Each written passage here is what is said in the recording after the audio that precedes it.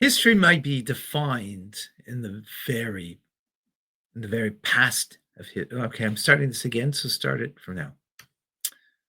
History could be defined in the very past in one nation conquering another, being either the conqueror or the conquered.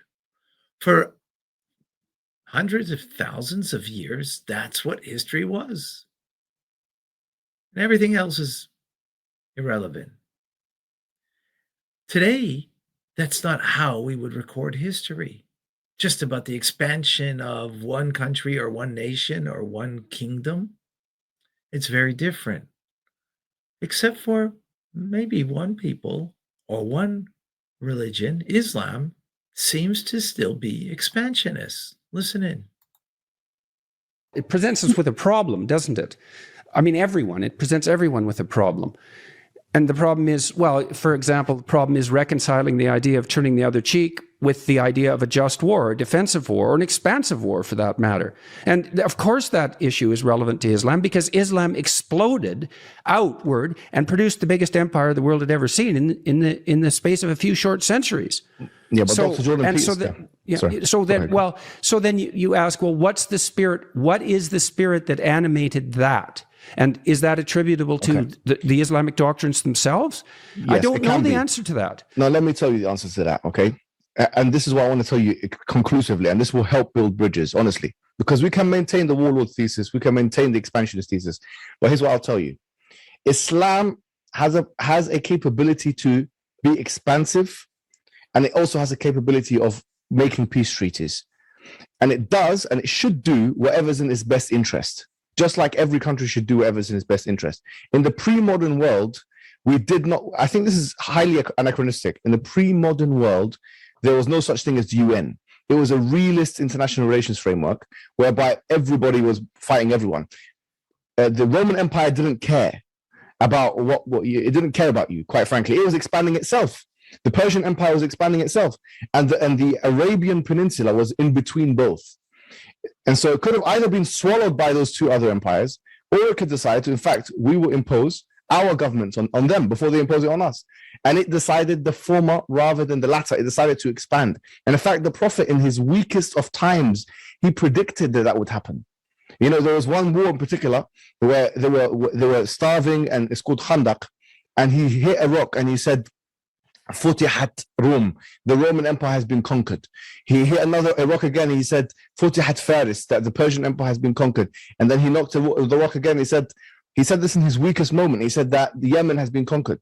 I see that the expansion of the Islamic Empire is a proof for Islam. And you know, it's not just me. Even historians say this. Barnaby Rogerson, he said the fact that Islam spread to the Roman Empire and the Persian Empire is equivalent to is equivalent to Eskimos taking over Russia and America. I believe it's miraculous, if anything, that this happened. But I don't think it's unjustifiable. I think actually, Jordan Peterson, to be then completely why honest did it with you, stop at Europe's borders, so to speak? If it was a miraculous expansion, it stopped out because of it wasn't successful there. It wasn't. It stopped where it couldn't go further.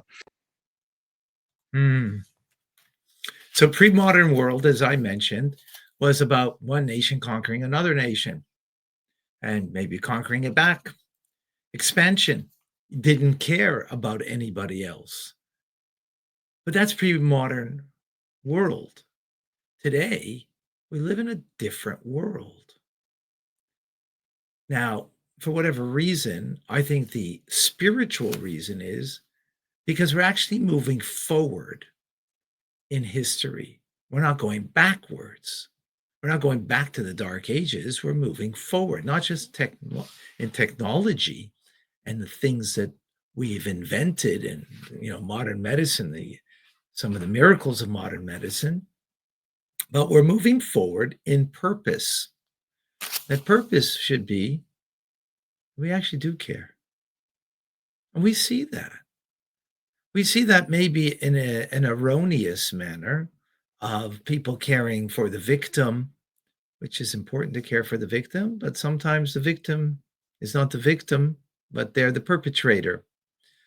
But we see today people who protest, people who take up a cause, you're right. In the Roman Empire, they didn't care. No one took up the cause because it was each man for themselves, each nation for themselves, and no one cared. But today, the world is different. The world is different, and there is a sense of being there for another and caring, at least in Western culture. Now, Islam, and I think the suggestion is here that their expansiveness and their desire to take over and to rule others means they're still living in a postmodern day world. And that's what they want. They want to expand from the river to the sea in Israel.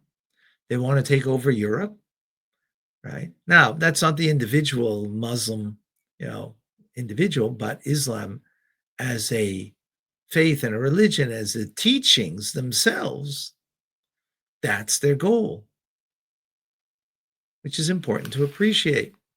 But I think Western civilization's goal is to create peace amongst nations, to create a commonality, to create a sense of greater purpose. I believe that's, United States of America in particular is unique in that manner, as in God we trust, as it is on their very money, as freedoms that they give to all people, that anybody is free to worship any manner that they want and choose the life that they want.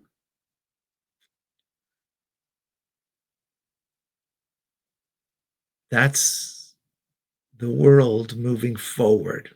Now, in that world, there are many problems with a lot of things that are not aligned with healthy and divine purpose, which we won't discuss right now, right? That it needs to be, the movement forward in a healthy manner, in a meaningful manner, and ultimately, as the Torah teaches us, what is good, what is the moral and healthy way and the right way to move forward in life. But let's work on that together.